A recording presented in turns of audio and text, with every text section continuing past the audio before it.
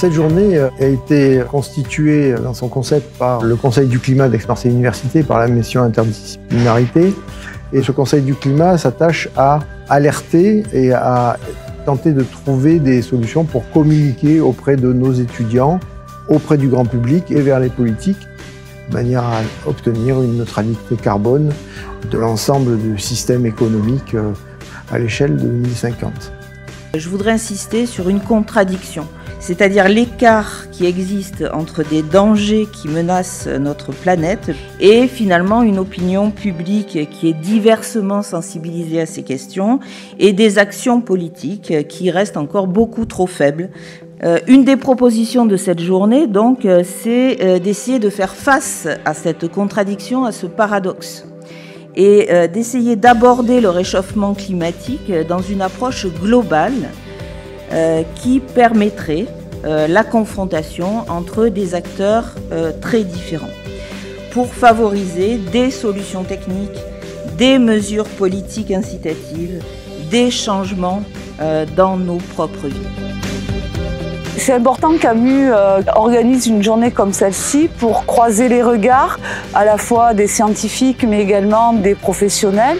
Mais ce qui est important également, c'est de travailler sur les solutions.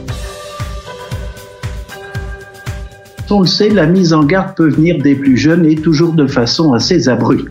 Vous prétendez aimer vos enfants plus que tout. Et pourtant, vous volez leur futur. Il est nécessaire maintenant de convaincre toutes les couches de la société, tout le monde, pour mettre en place des actions collectives.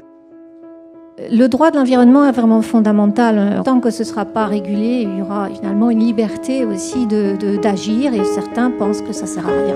Colocataire d'une planète cerise griotte, une perle de nacre et de lapis, enfilée dans un collier intersidéral, au gré d'une voie lactée, défiant les lois de la physique fondamentale qui les sidérante. L'art et la culture locale, ça peut vraiment ouvrir la façon de déconstruire les sujets très complexes.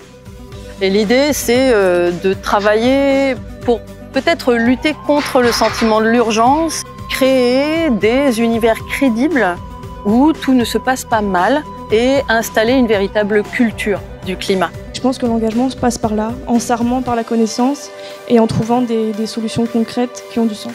Apporter des réponses à cette urgence climatique, c'est forcément développer des concepts interdisciplinaires et pluridisciplinaires. Et comment on peut aboutir à proposer des solutions, des adaptations et en tout cas à en limiter les impacts.